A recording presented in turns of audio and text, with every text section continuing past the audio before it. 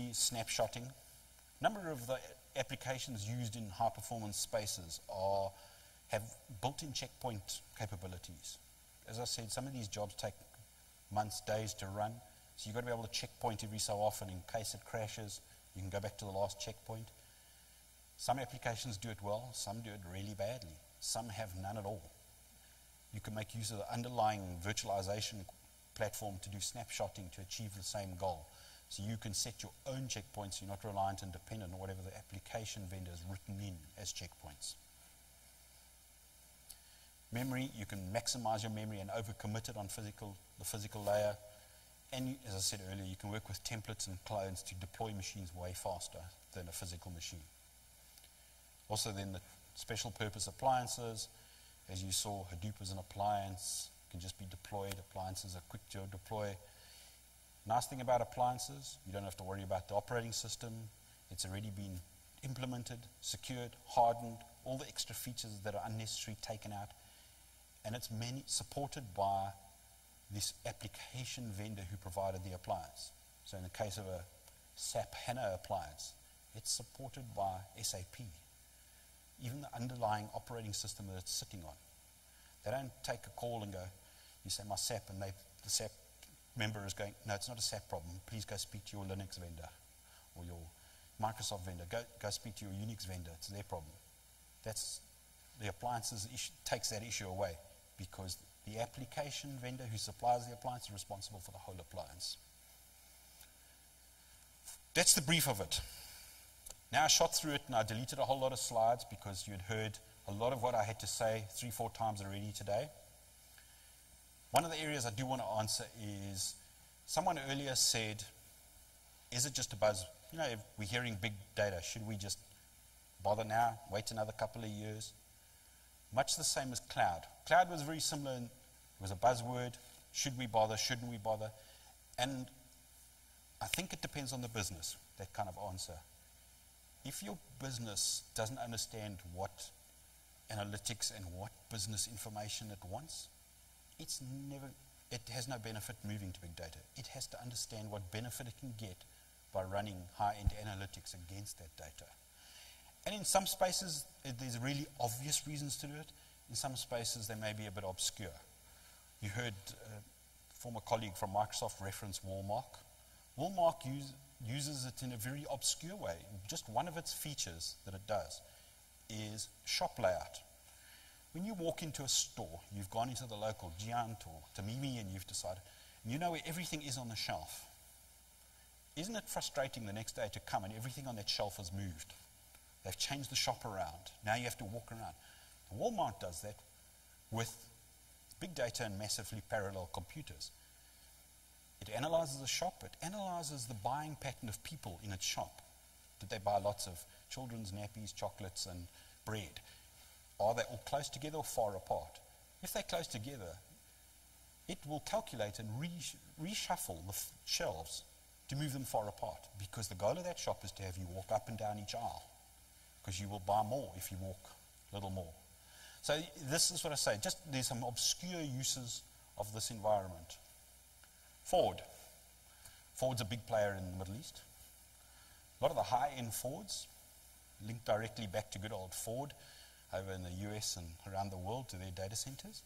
And your nice little panel with its GPS and all its functionality often gets updates directly from those environments. So as long as you've got some sort of internet capability on it, it can update itself automatically.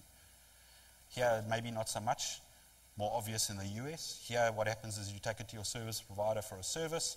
While he's servicing it, he does that. He's just doing it through a wireless network. So it's happening on the back end, even unaware to us. Just quietly, this whole big data thing is happening. It just sometimes doesn't apply to us directly. We don't see it directly. I mean, cloud computing is not a new feature. Anyone who plays an Xbox or a PlayStation 3 knows how cloud computing works. Ask any teenager, they'll explain it to you. Apple uses Siri. Siri runs in the cloud. Good example of big data, funny enough, Siri.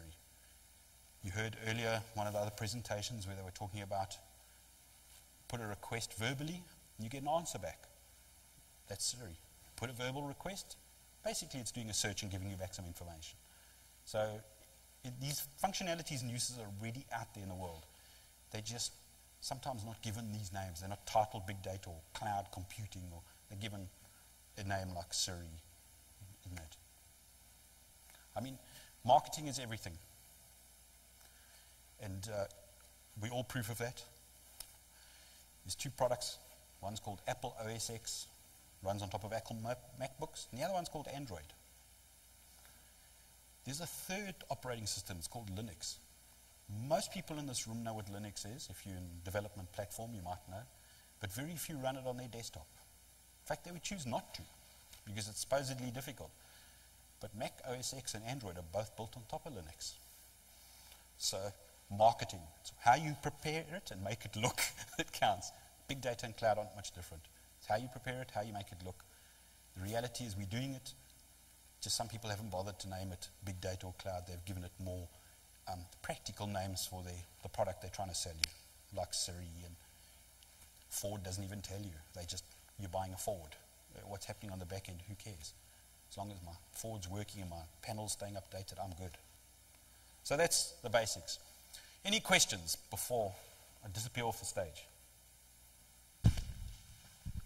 Yeah.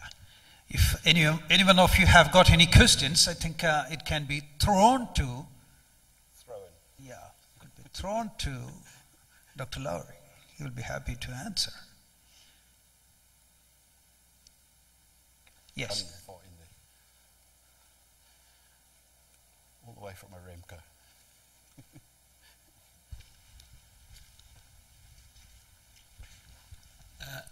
I have two questions on VMware with SAP HANA. Do you have the list of all vendors? I heard you saying HP, but can I go to VMware site and see all the certified vendors, and does it support the scale out and high availability and other, or not? Basically, we support all the functionality that's offered within VMware. So the high availability, the vMotion, the dynamic load balancing, all those kind of functionality is supported. As for the vendor list, I'm not sure if it's on ours or if you have to look on the actual vendors themselves. I would have to confirm that. As I say, I know HP made quite a big media of it, so I know they were out there. IBM, Dell, they've kept a lot quieter. Also, they don't just have our appliances from IBM or even HP. They have their own physical appliances as well, which not only that, IBM particularly have a different level of virtualization because they also have the AIX platform, which works vastly different because of the RISC CPUs inside those environments. So I'd have to say, not sure whether it's from us or from them, but there is a list out there.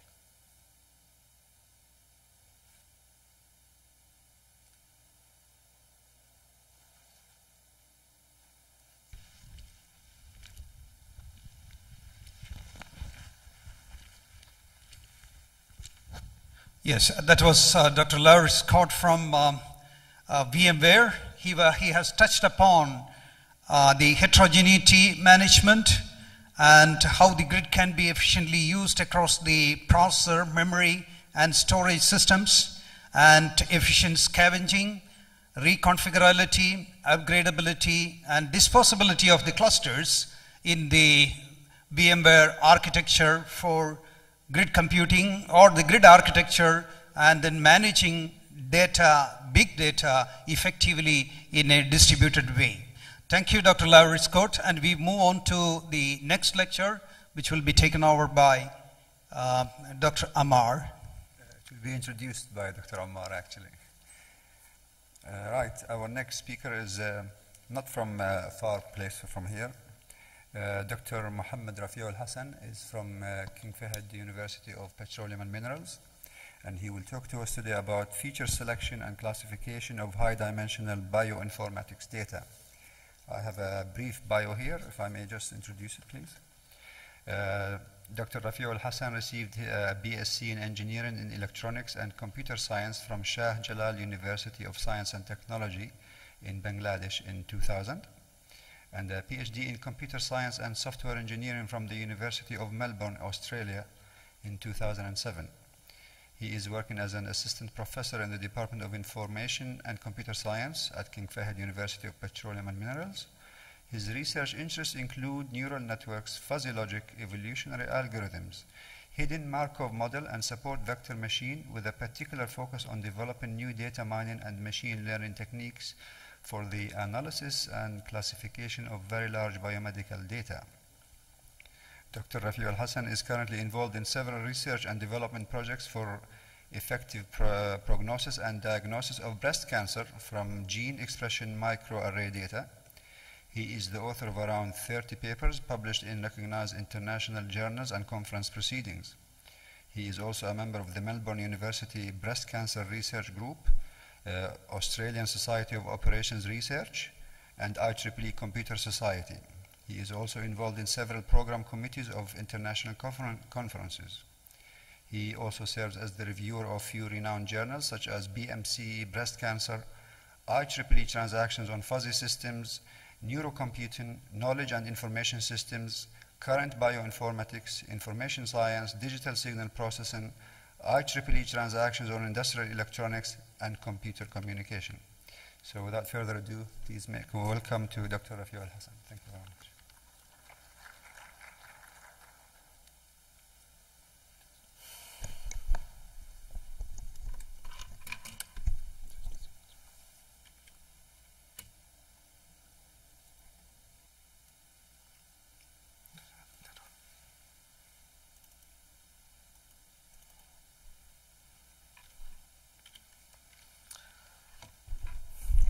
Thank you very much.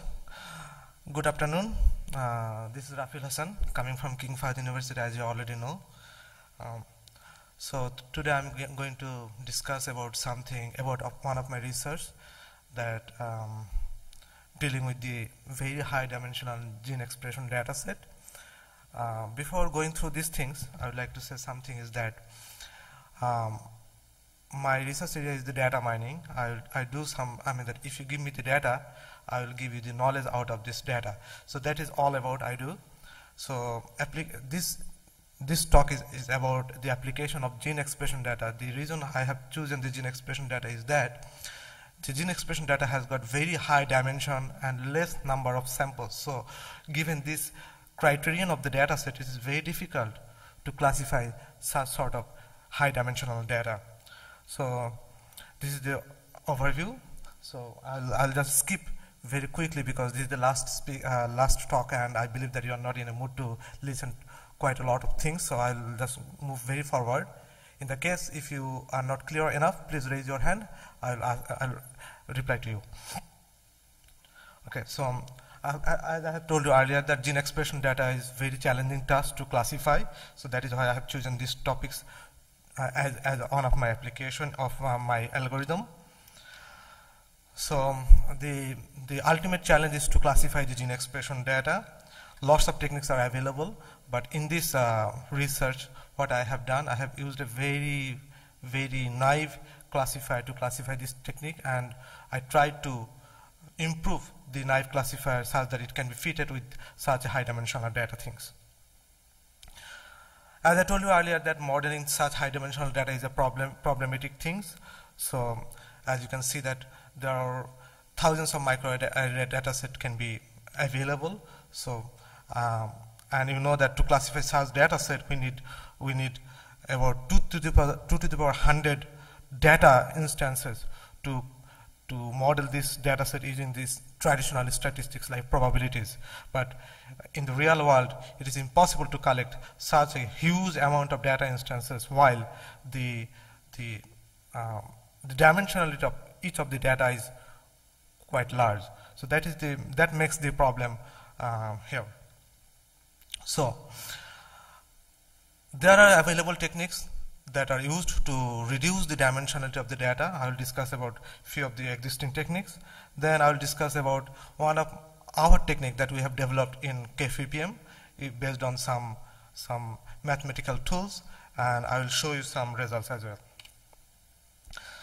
So I will skip this slide. This slide introduces why gene expression data and how it is why it is important to classify the gene expression data. As all of you know that these days we're trying to automate the medical science such that we can, once a patient comes in, Once a patient comes in, so that the computer can automatically diagnose the patient and say something that, okay, you are suffering from this disease, or you are in the next 5 years, you are prone to happen this disease in your body. So these sort of things we are interested about to develop in using the computer. So there are lots of machine learning approaches that are available to classify the gene expression data. People have used the support vector machine, k-nearest neighbor, decision trees, and lots of classifiers are available. So each of classifiers has got its own pros and cons. In these topics, I will focus towards the k-nearest neighbor. Why I will focus towards the k-nearest neighbor, I will discuss these things in the subsequent slides. So the curse of dimensionality is one of the most challenging part with the gene expression data.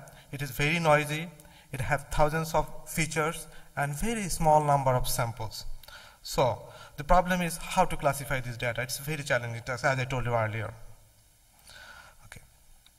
So we are planning to develop such a classifier such that this classifier will identify the few number of genes out of thousands of genes, and those genes that are identified can reveal something that is really biologically important, that reveals something such that the physicians or biologists have got trust on it, that okay, these genes are really important in terms of biology as well, not in computationally.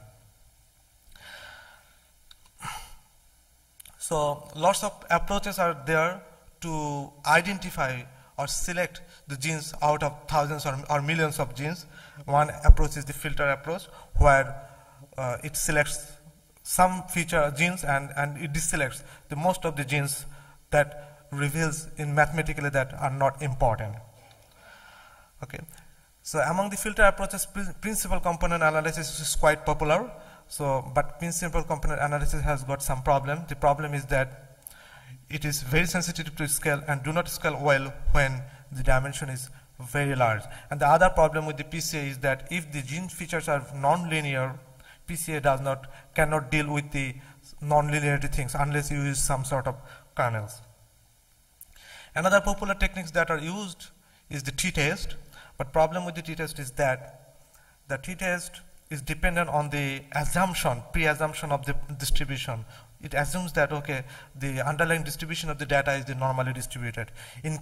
But in the gene expression data or in some other high dimensional data, sometimes the data is not distributed normally. So in those cases, t-test does not work, does not give you very good results.